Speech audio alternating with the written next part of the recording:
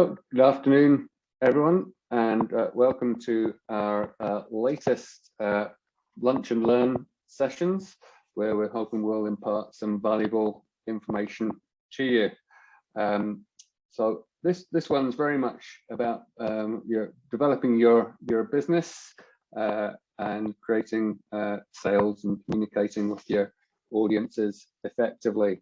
I'm delighted to say that we have one of our fantastic members, Firestarter Business Solutions, with us to host this event, and we'll be you can ask questions throughout either through the chat, and we'll have a Q&A towards the end as well. So thanks very much for joining us, and I'll pass on now to John Keogh of Faststarter Solutions to take us forward through the next part of the session.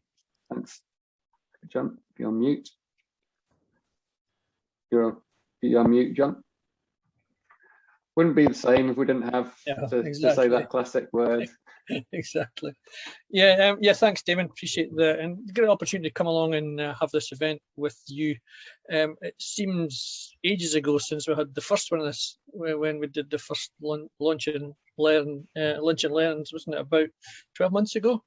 And so it's great to revisit with you on this. I have my colleague Adrian Danks, who is going to run through the key points of the presentation, and I hope you find it of interest about essentials of business development and business planning. Adrian, over to you. Thank you, John. I'll actually, let's do the technical stuff, and I'll fire up a slide. Just bear with me a moment.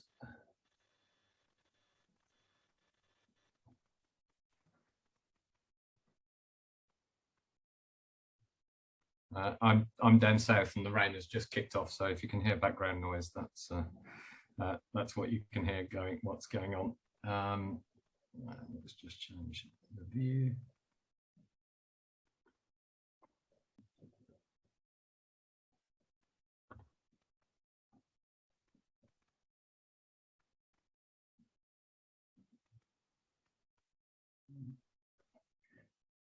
Bear with me a moment.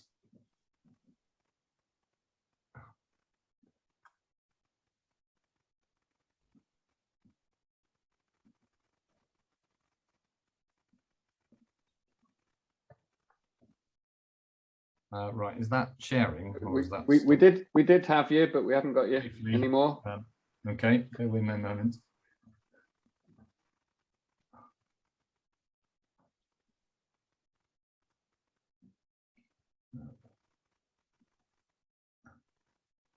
We did join 10 minutes early to test this, so yes, and it worked. There's not a technical hitch. But it's not letting me change my view now. Bear with me a moment.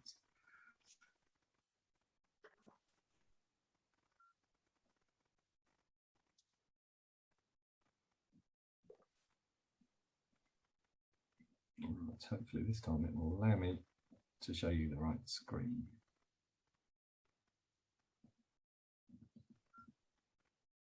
So we can see the screen now. You should just be able to go to display settings. Yes, but on this view, my display settings option has disappeared, which it didn't do when we practiced this earlier.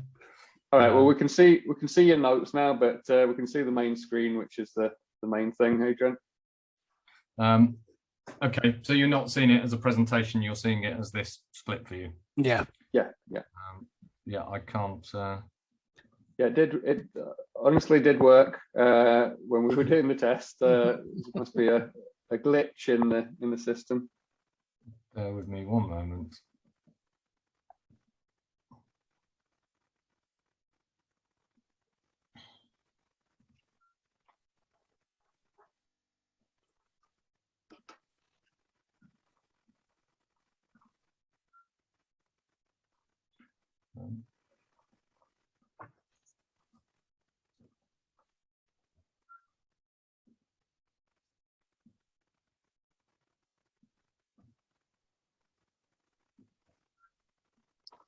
So one of those essentials of business development and planning is don't rely too much on technology.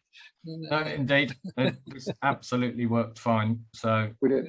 We can live with the view that you had if you want to use that. okay, let's do that then, because I'm not. I'm not in a position to resolve it, apart from the fact that I now have this that I have to get rid of. Right. My apologies for that. That's as good as we're going to get. So my name's Adrian Danks. I'm usually quite technically adept. I'm an account director with Firestarter Solutions. I've been working with them for about, well, just in excess of 4 years now. So as John said, it's been 12 months since our last lunch and learn. So it's probably worthwhile me just explaining who Firestarter are. So as the notes which you can see suggest there, we've been operating for about 10 years, worked with in excess of 100 clients now. And in essence, largely what we do in a number of ways, which I'll talk about in a moment, we help companies sell more of whatever it is that they sell. So be that a product or a service. Our involvement with Chamber of Commerce, Dunbartonshire Chamber of Commerce, is around. They are now one of our academy partners. So we are partnering with the Chamber to deliver some of our academy programme, which is one of 3 ways in which we operate. So those 3 are our full programmes. So those are typically the people we work with on 3, 6 or 12-month programs, in essence, as I say, about helping them sell whatever it is that they sell. And the way that we do this is a blend of working with the senior team to develop strategy, looking at their product portfolio and how to grow it and develop it in order to drive more sales, right through to organizational development. So getting the team right to deliver whatever it is that you plan to do. Obviously, there's the academy, which is what I'm largely going to talk about today.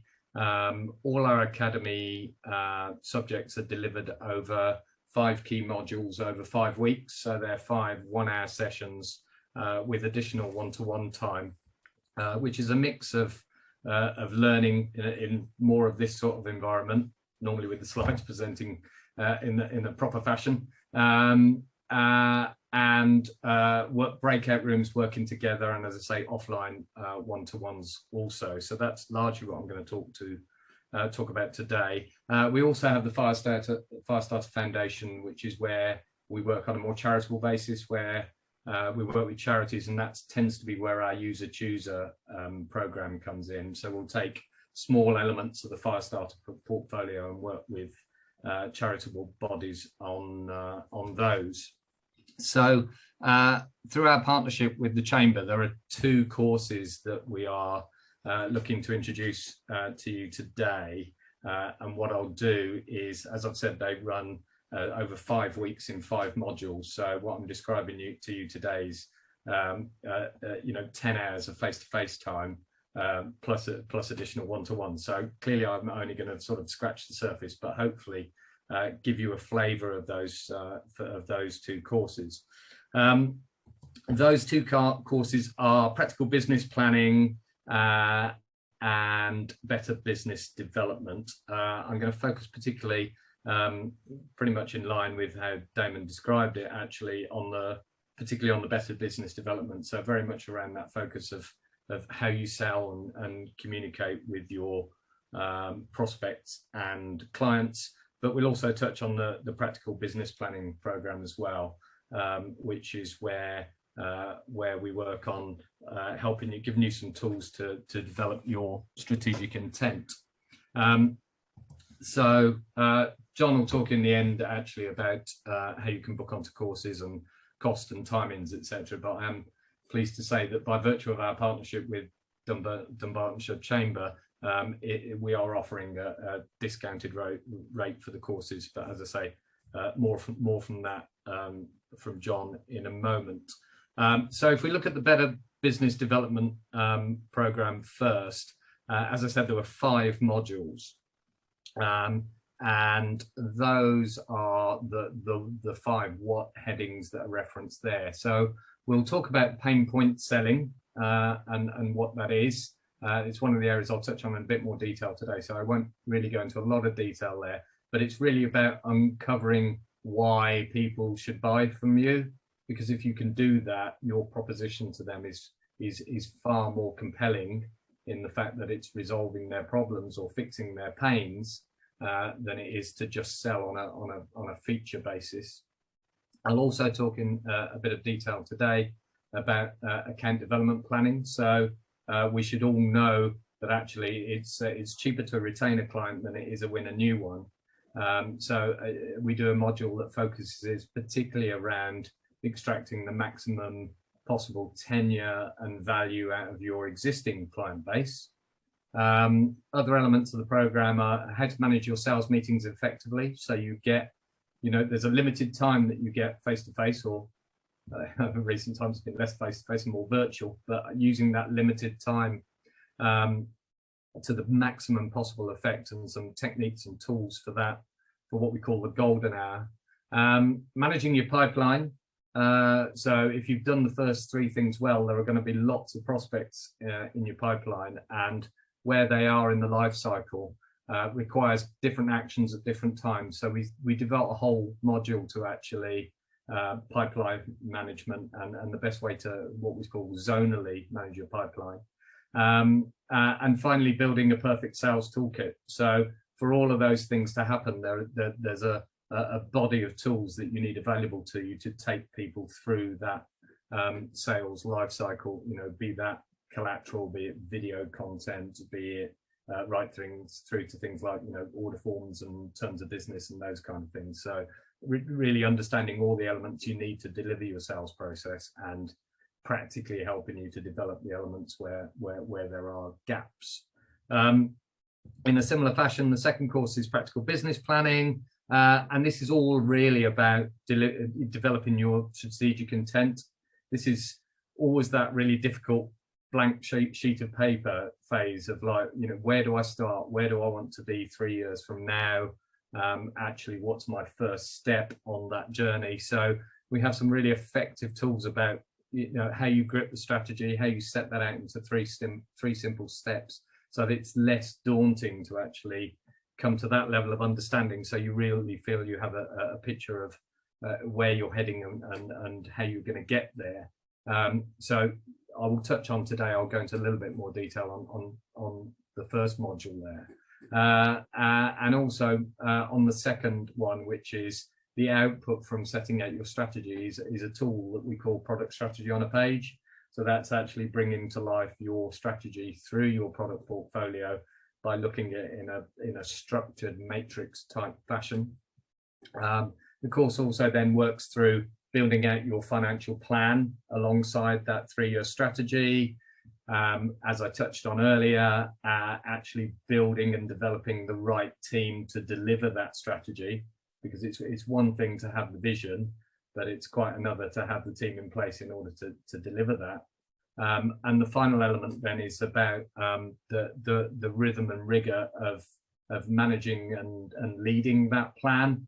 So it can't be absolutely something you write once then every 3 years, put into a drawer.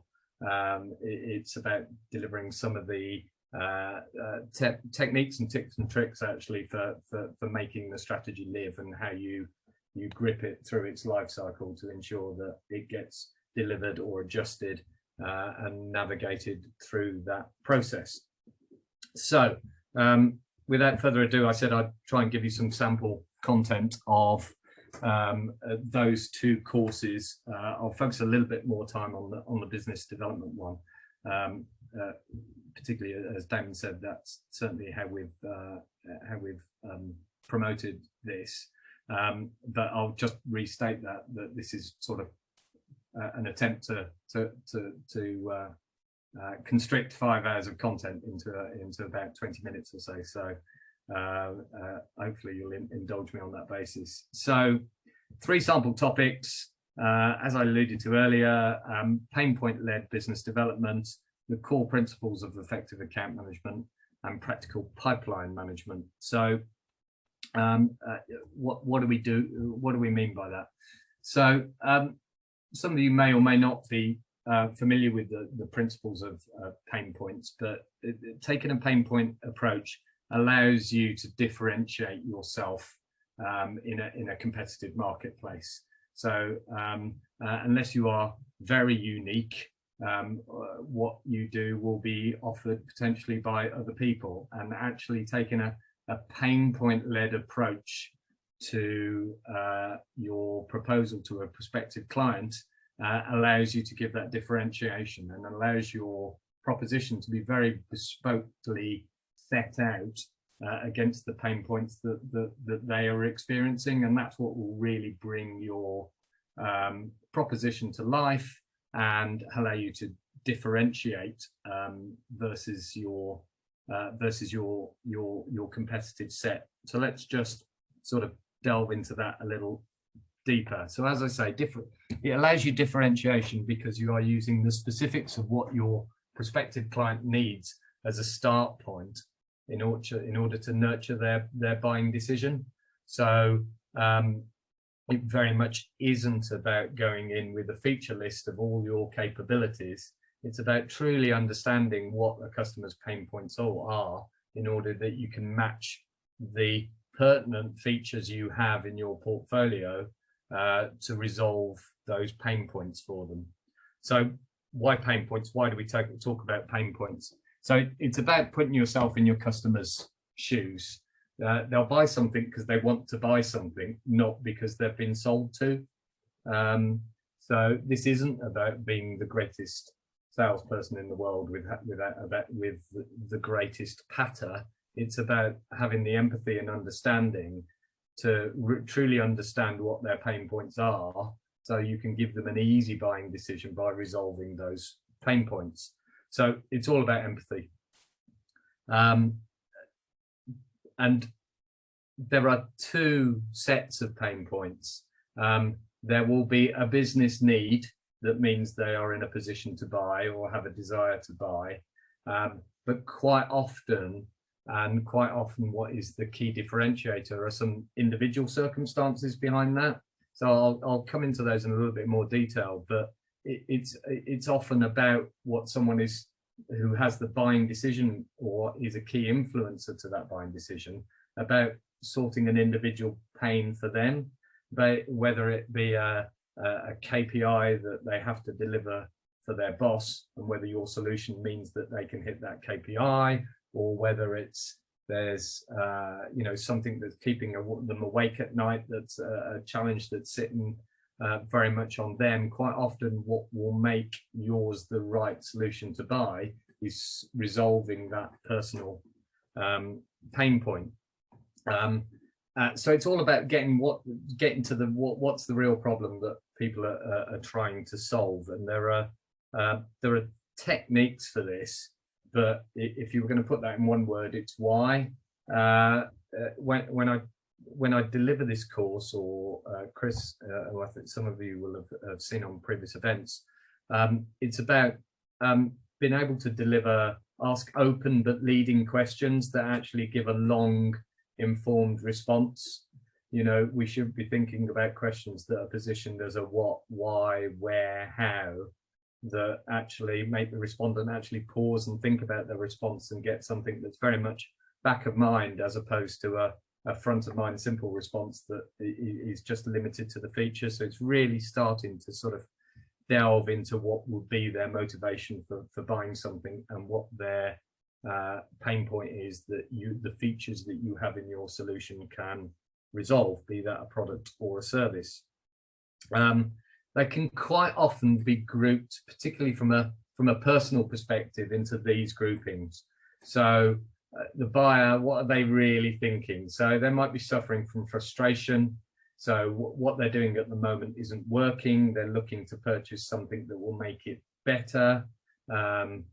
that will make it more efficient or will fix a problem that they have. Their purchase decision may be financial. They might need to drive a financial performance or save money, and actually understanding the pain point around that can make it really compelling to propose your solution. Their pain point may be around time, so either a challenge with time of having the time to deliver what it is that they're trying to do, or trying to speed up their process, or efficiency, cut some corners, etc. It may be a credibility issue. So I want to look good in my job. That example I gave earlier of like, this is the KPI I'm being measured on by my boss, and actually if we operate with what you're trying to sell me, it will make me look more competent.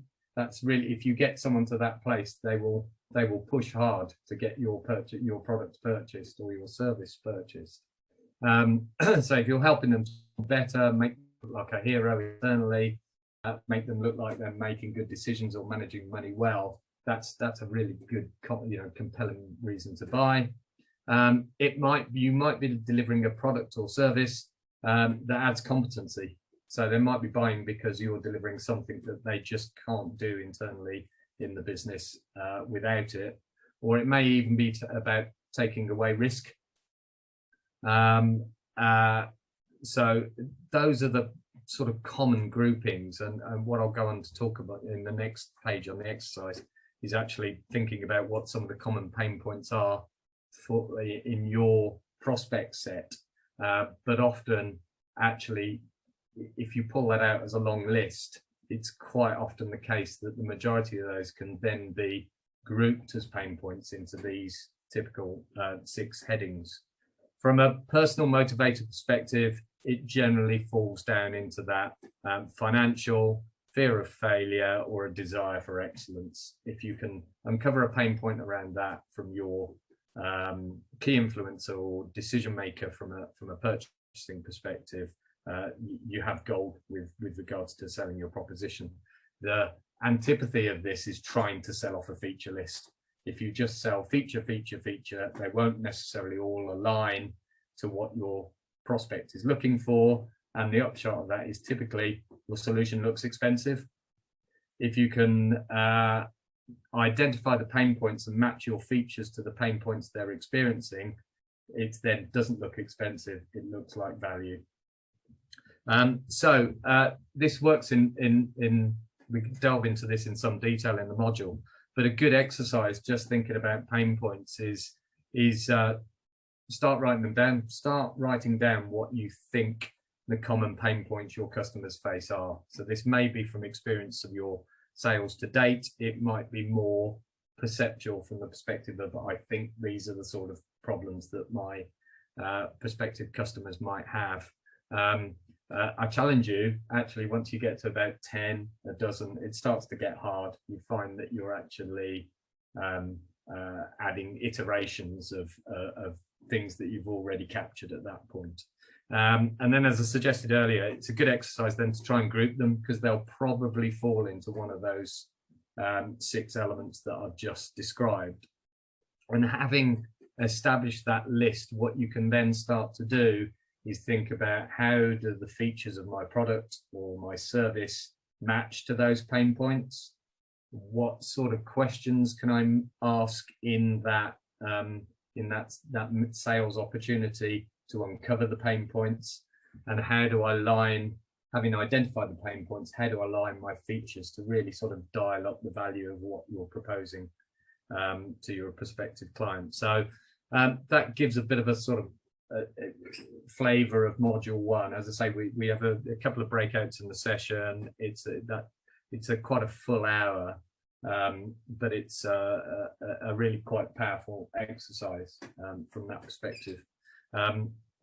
So please, if you've got any questions around pain points, etc., please add them to the chat, and we'll sort of try and pick that up at the end. Second module is account development principles. So I said earlier, it's cheaper to retain a client than it is to win a new one. And there are a range of core principles about how you take the ownership of a client to extract the maximum possible tenure to that client and value. There are a few simple elements in module 2 that we look at. The first is something that we call, which is a white space grid.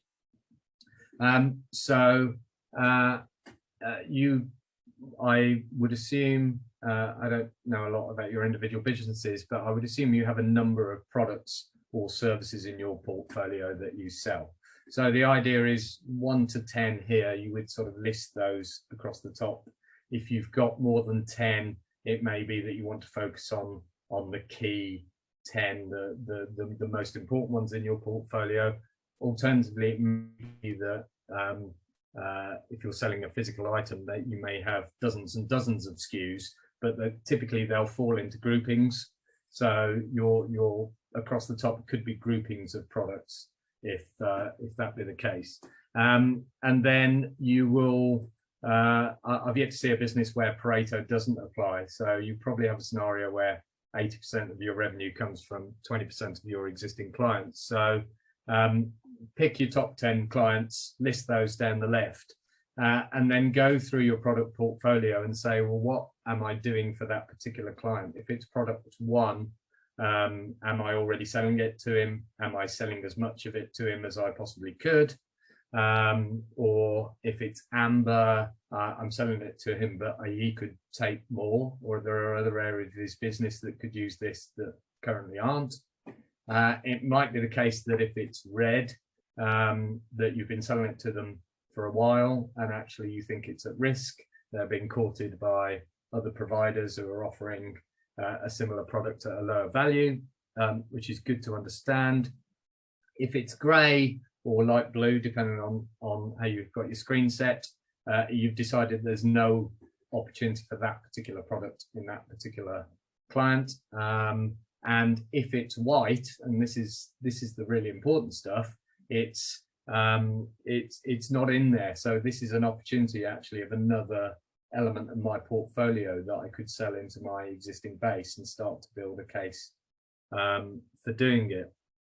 So having gone through this exercise, it is likely that you'll start to build out a picture of what my account plan looks like, because it may be that you want to retain product 1, which is a bit of risk. It may be that you want to develop products 2, 3, and 4 and build a strategy out for selling more of products 2, 3, and 4. And it may most particularly be that actually there's a real opportunity to sell them products 7 and 8, and actually my strategy should be around how do I introduce products 7 and 8 to them in order to maximize the revenue potential of that client. As you build out that strategy, I won't go into the full detail of it now, but it's likely that you'll start to develop, start to understand what your contact surface is in the business. So by that, I mean, who are you regularly interacting with, and actually identifying who are the people you need to interact with in order to open up that opportunity. What strategy do I need to employ to actually retain the business that's at risk?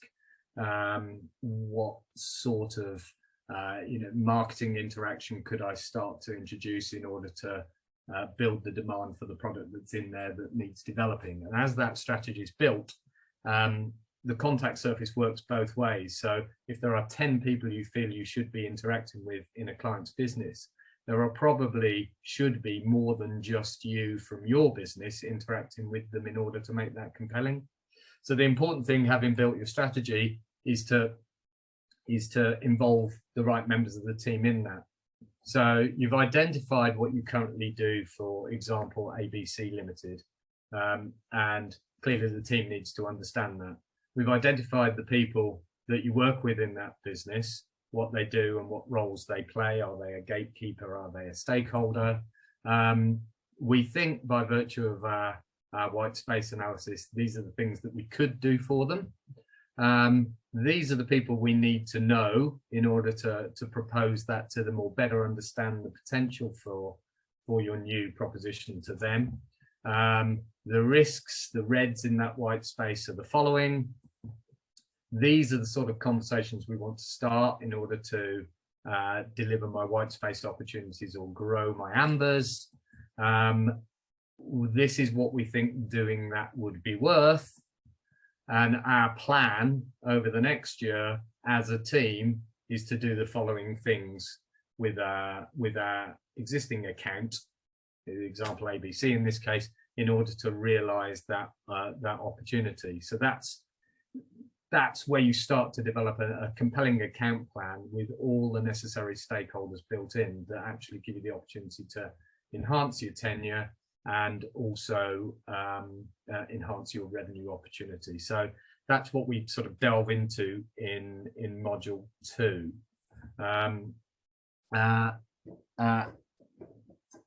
It's remarkable, as the line says here.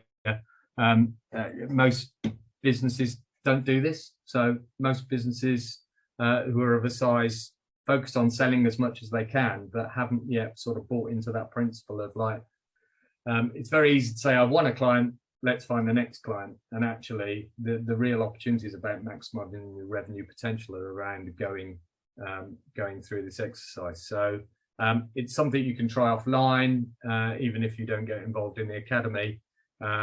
It's an exercise I would, implore that you look at your existing base and understand the revenue potential of doing this.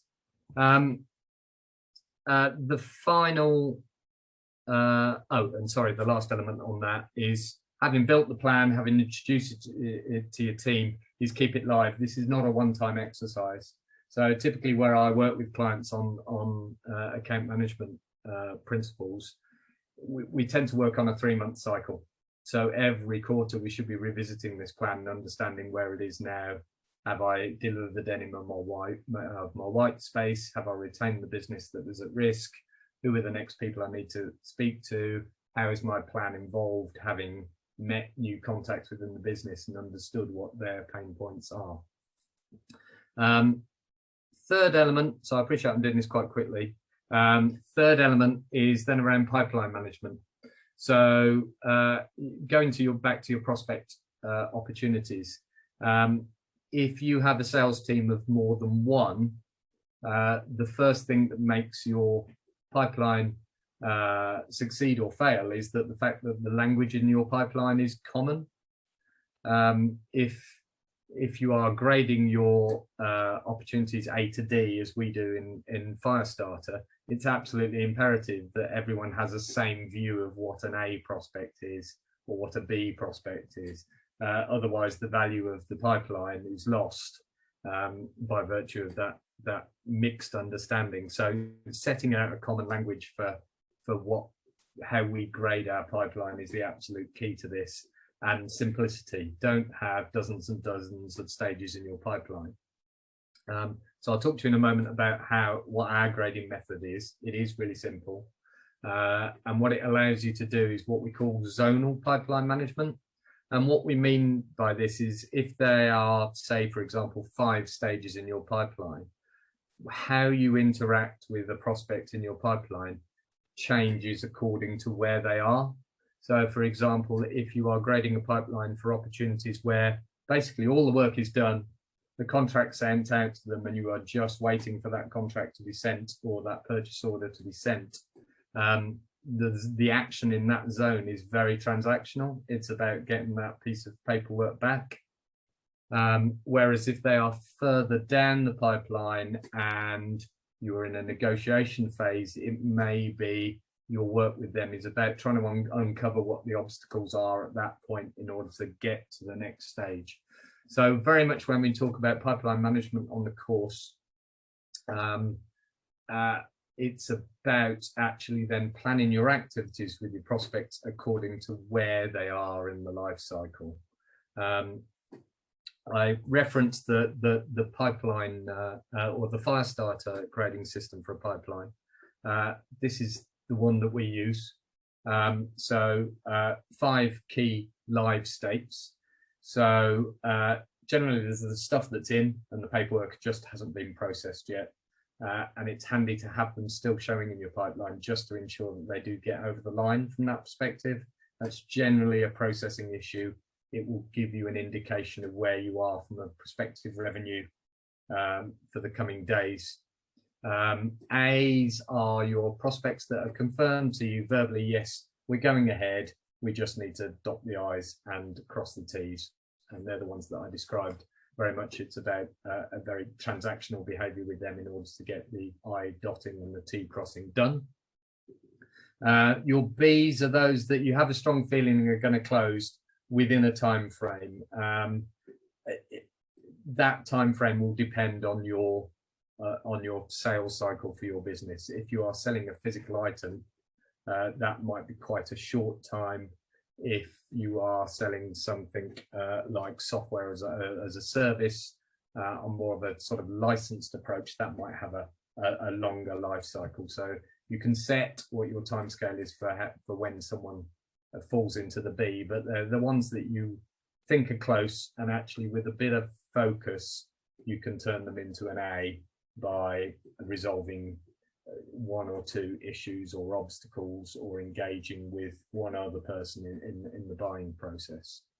Your C's are good opportunities. You've understood probably the pain points. You probably have some good shape on a proposition to deliver them, but there's still work to be done to deliver that proposition. Your D's are early stage. So you've got a sense that there is a requirement for something. You've probably still got a lot more work to do to uncover the pain points. So at the point where you deliver your proposition, it's truly compelling. If you can group them in that way, you'll get a real sense of how big your pipeline is, what its monetary value is, and the time period over which it would deliver. What I would also add is, if you have, I will assume you have some sort of revenue target over a time scale, it will give you a sense of how big your pipeline needs to be to achieve that revenue target. So you should start to build an understanding of what the conversion potential is in each of those stages, and actually from that start to understand how big if I want to deliver the obvious 83.3k a month, which every business wants to make them a £1 million business, then how big does my pipeline need to be in order to deliver 83.3k's worth of ins per month? Not everyone will progress through the pipeline. It's not impossible that people will move backwards as well as forwards. So you can feel you were close, get someone to a B, and then something gets in the way, an obstacle that means it moves back to a C, that there's more work to be done. So they can move around, so to allow that your behavior towards them moves around to move them forward. And there'll be the ones that you don't win, which is basically your lapsed, dead and lost. So your lapsed should be people who felt like a good opportunity but have now gone quiet, probably for a lapsed exercise down the line. Your deads are the people who've gone completely cold. For some reason it's not going to happen. The business has wound up, they've gone away, their need has changed. And your losts are the people that you haven't won because they have bought from somebody else. So my sort of second suggestion to you is do the account planning exercise, do the pipeline exercise. I appreciate I've given you a fairly sort of fast whistle through those, but and John, you may be able to help with provision of templates to help through that. But it really is a sat on the train exercise you can do, where you can actually start to colour in and like, what's my current penetration in my client set? What could I sell them more of? What new could I sell them? And actually start grading your prospects to understand how big the potential is going forward. So from a better business development stuff perspective, that's what we deliver over 5 weeks and 5 modules. There are working groups together, as I say. So we run breakout rooms within the sessions, and also some one-to-one coaching. So I think what comes out across the 5 modules is different people have different areas that they particularly want to focus on. So I have things that are newer to them that they would appreciate one-to-one time. So we factor that into the academy program. The second is practical business planning. And as I spoke earlier, this is about setting out your strategic intent, about being trying to articulate it can feel overwhelming. There's, for me personally, that blank white page is always the scariest moment. It's something, having something to fill in always feels easier than actually starting from scratch. and it's therefore it's often a job that's easy to put off.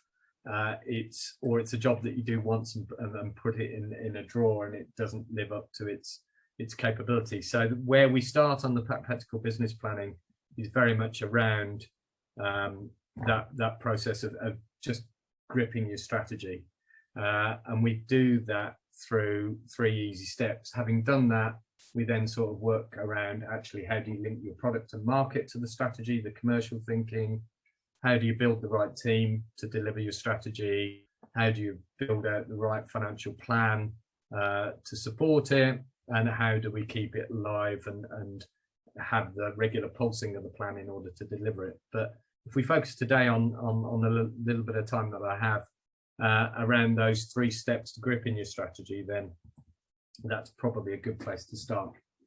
So we talk about articulating your strategy in 2 ways. The first is to do it as a 3-year plan, which is probably a little bit light on detail, but should allow you at least to sort of set out a vision of where it is that you're trying to go, and we'll give you some sort of headers and structure from that of things to consider in that strategic plan. It's both the hardest and the easiest bit of the process. It's often the hardest because you're starting from cold, and as I say, I have that personal barrier of just starting with that blank page, but it really is a case of just start writing, and it will start to flow and it will build, and it's you start it originally as an individual exercise, so you can go wrong, you can cross stuff out, you can delete, you can overtype, it will evolve as you go. But just starting out on exercises, I'm going to set aside 90 minutes to try and write a 3-year plan, is actually quite cathartic, and when you get into the flow, it will start to flow. But we'll work with you on that. And if you can get to a 3-year plan, actually then trying to evolve that into what am I going to do in the next year is then the easier part of the process. Having done that, we'll work with you around defining how your strategy affects the component parts of your business. So this is what we call the strategy on a page. And as you go through the strategy on the page exercise, that will start to throw out 2, 3, 4, up to 5, what we call vital few of these are the things I must do now to set off on the journey of that of delivering that strategy. So let's look at those 3 elements. So as I say, strategic intent, start with a 3-year. Your 5 areas of consideration in your 3-year are the financial element of the strategic intent. So typically that starts to be from the perspective of, from a revenue perspective, where do I want to be 3 years from now, and actually what potentially are my annual steps towards that. What does my product portfolio look like 3 years from now? So you may have stuff that's end of life that you need to work out your exit. You may have products that are in development that you would need to set out where they want to get to, and you may have ideas of what products need to come into your portfolio and what that will look like 3 years from now. What does my team look like 3 years from now to deliver that financial performance and that product portfolio? What processes do I need to have in place 3 years from now to underpin those 3 things? And what does leadership within the team look like in order to deliver it? So that might be about you, it might be about how you're expanding your leadership team, it might be about identifying that we need a CFO in place to deliver the financial element.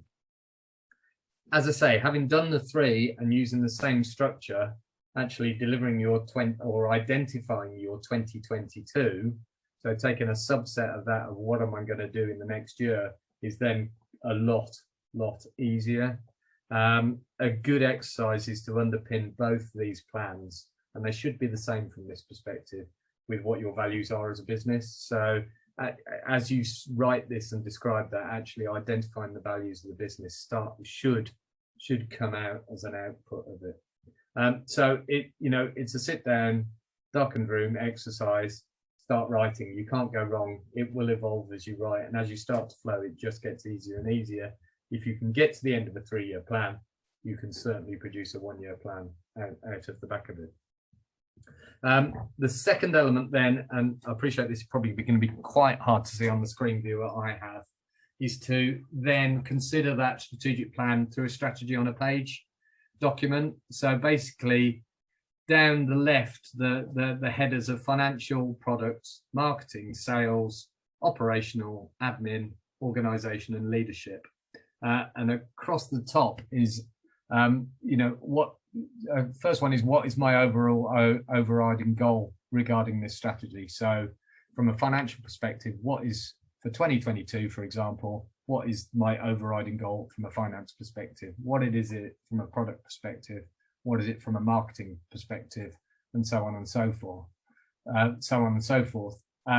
What are the component parts of delivering that is the next heading. So what are the big chunks of that in order to get to that overriding goal? What's going well? So where are we making good progress is the next section. Where are we not making progress? So what are the things that we need to fix in order to deliver the strategy? And the final column, the orange one there, is what are the critical actions that need to happen in the next year? So if you can fill out all the other boxes, those critical outputs tend to come from it, the critical actions of it. I really need to fix that, and I really need to fix that. The vital few is as simple as taking the top 5 of those. So what are the 5 big things that we need to do to deliver this year's element of the strategic intent? And the other boxes within that are assign an owner to it. So ideally they aren't all you, but actually how you bring in your senior leadership team or your key accountabilities in the business to work on those 5 vital things as a side project. And what's your review cycle? So what's the next date that we're going to look at to review the key actions they have against those descriptions? And this is where the rhythm and rigor comes in. This is where the pulse that makes it live comes in. So I appreciate this. This is a little bit sort of stand back and a very small view because my screen issues.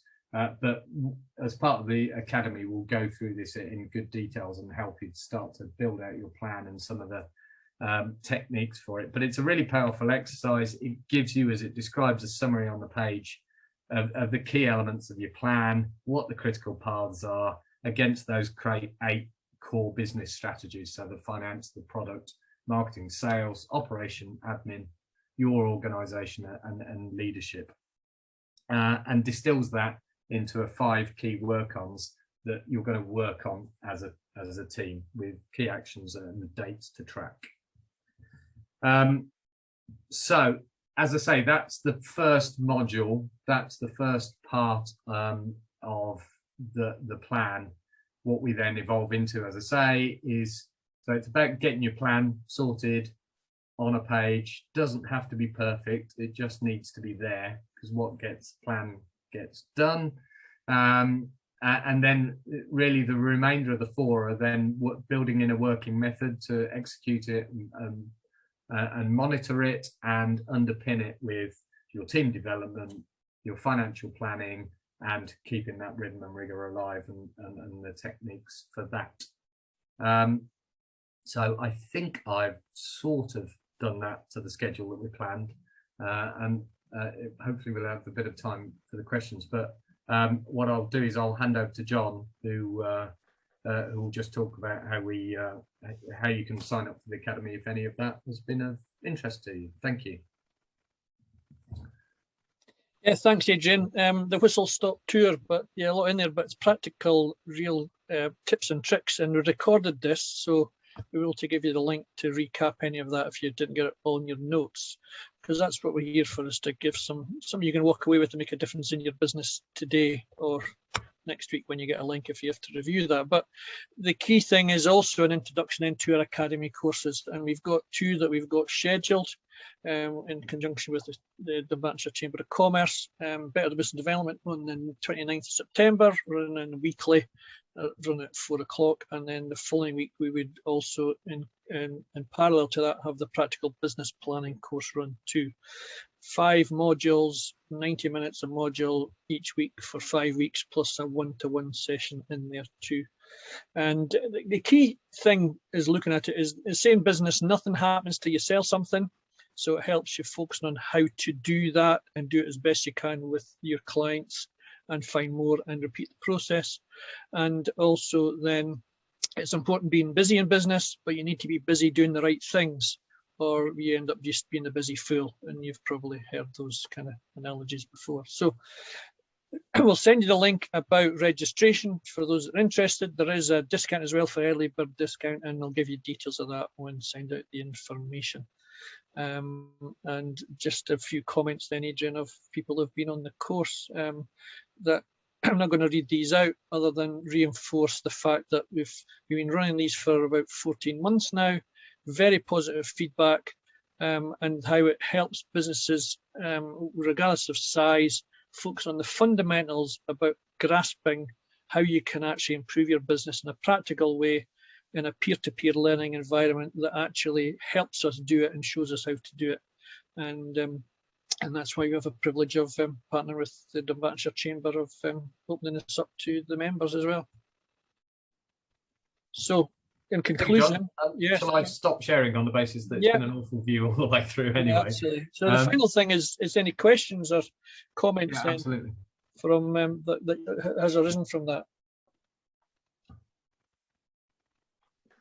So can you guys hear me? Yes. Yes. Good, good. I think the technical gizmos are at, there's something going on with the technical side of things today, because my videos decided to stop working today. So I'm just a voice, I'm afraid. It's Damon Scott here.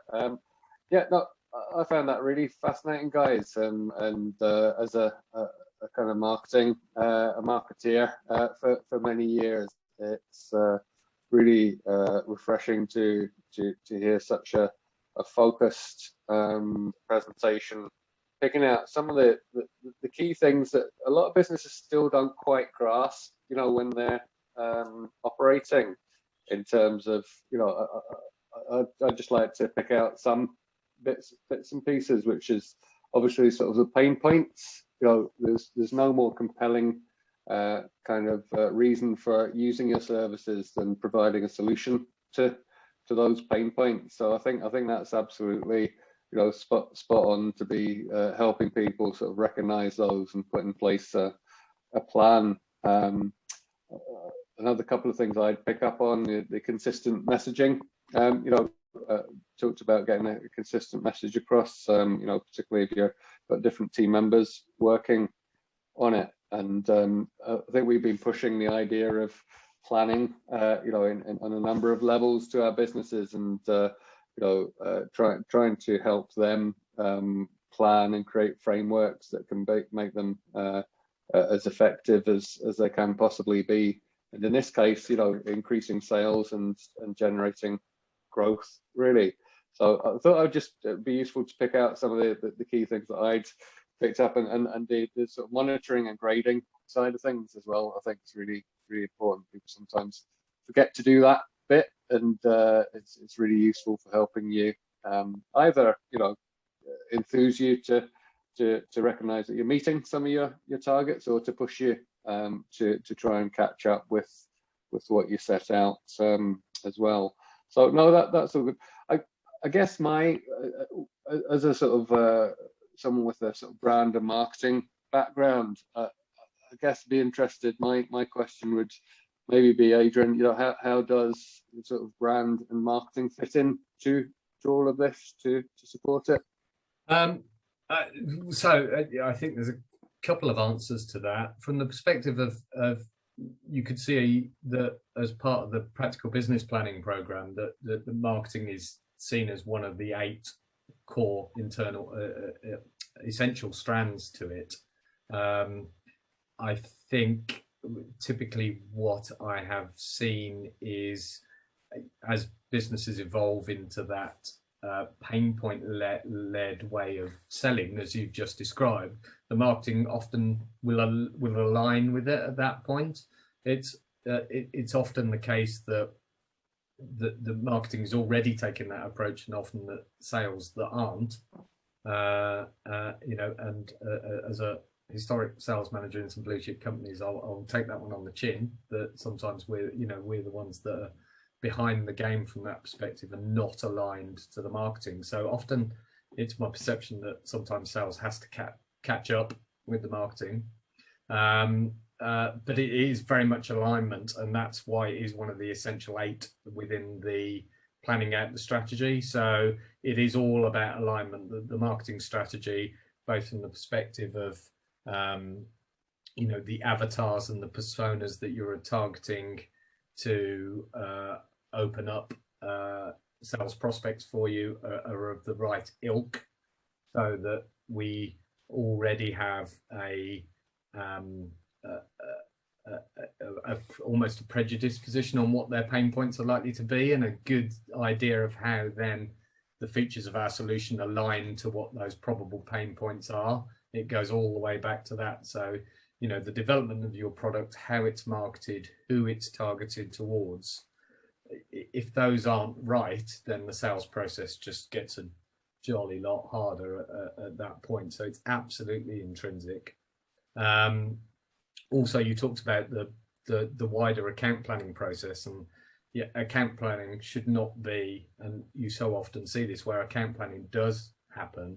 Often it's in silos by an account manager as a body of one, and that account plan is only of little value if it's only ever that individual that sees it. So actually, one of the areas that when we go through account planning process is always to focus on, well, what are the marketing requirements in order to sell more of the product that's under indexing in the account that I'm already in, or to introduce products to the portfolio that they take that they're unaware of. So there's a marketing role there. So that sales and marketing is hand in hand. It's not two disparate, divergent elements within the business. It goes all the way back to the planning. So it should be no surprise that the product element and the marketing element are on the same page in that plan, but it goes right through to the account plans for your existing customers and the sales strategy for your prospects. That's we had great. a question like that from Hannah, didn't we, about marketing? And I think hopefully Adrian, or Hannah, you feel Adrian's covered that. It's intrinsic with both kind of elements of it. Yeah, but sales and planning go hand in hand with how you promote that and market it to get more. Yes, so we don't. Yeah. I'm sorry, I've just opened up the chat. So we don't run a separate marketing course per se. Probably largely for those reasons. So often when we work with clients, there is a strong marketing element to it. In getting their communication strategy right, and the pace of it, and the content of it, and the mediums through which it's delivered. But it's not necessarily something we train out. We tend to train it within that the planning element and train it within the sales element, because it's very much an enabler for the delivery of your strategy and for the achievement of your sales. I think Anna's point's a really good one that she's made as well, in terms of the tools and helping you sort of prioritize. In terms of the one that I'd made a note about that as well. In terms of it's an investment in time. So it is a cost to you. Embarking on your sales drive and marketing. So I think that's a really good point in terms of some of the tools that you have to start to highlight the, for the want of a cliche, some of the low-hanging fruit, and highlighting the the fact that your existing customers may glean you more rewards than new customers. That in marketing, there are various costs kind of put against existing versus new, and some of them are 5 times plus for every pound you spend on existing for a new customer. Yeah, absolutely. And white space often leads to that. So actually you can sometimes have a sense of who your highest value customers are, but actually going through the white space exercise, they might be your highest value customers now, but actually from a potential perspective, they're ranking 5th, 6th, 7th, and actually am I devoting the right time to my relationship with that client based on its potential versus other people in that grid. So I think, Hannah, you're absolutely right in what you call out there, both from the perspective of investment and time and the potential return. Anne also asked about identifying pain points. It's a really good question. You sort of always are. So I'm going to give a horrible yes and no response. I think it is really valuable to have almost planned where you are going to go with a prospect with regards to identifying pain points. So you will probably have some sense through prior interaction with them where their pain points might lie, because they approached you over a product or because they're in a particular sector and that kind of stuff. And that should allow you to almost prepare your questioning of the prospect in order to uncover the pain points you want. It is almost as Machiavellian as that, of like, if I know I get to these pain points, I have the perfect product solution to align to it. But absolutely, the processing of identifying the pain points comes out of a questioning process, and you shouldn't be apologetic for that. You know, I always introduce it to prospects. I almost set the scene by, you know, in order to make the best use of our time together, I'd really like to ask you a few questions to better understand what it is that you're looking for and you're doing, in order that we can really propose a solution that's on point for you. So can we sort of devote the first sort of 20 minutes of our 40 minutes together to really get under the skin of it, and me ask you lots of questions, and generally they'll buy in then and open up. And at the point where you deliver the proposition to them, what is really powerful is if you can actually use their own words back to them in the proposition. So almost in your exec summary is, you know, you are this size, you're experiencing these issues, which you said had this impact, and I have here a solution that I think will resolve this by doing X, Y, and Z. That's a powerful executive summary to a proposition, and their own words will shine out to them. They'll go, I said that, I remember saying that, or they really understand where I'm at and what it is that I'm trying to do. So the answer is yes and no.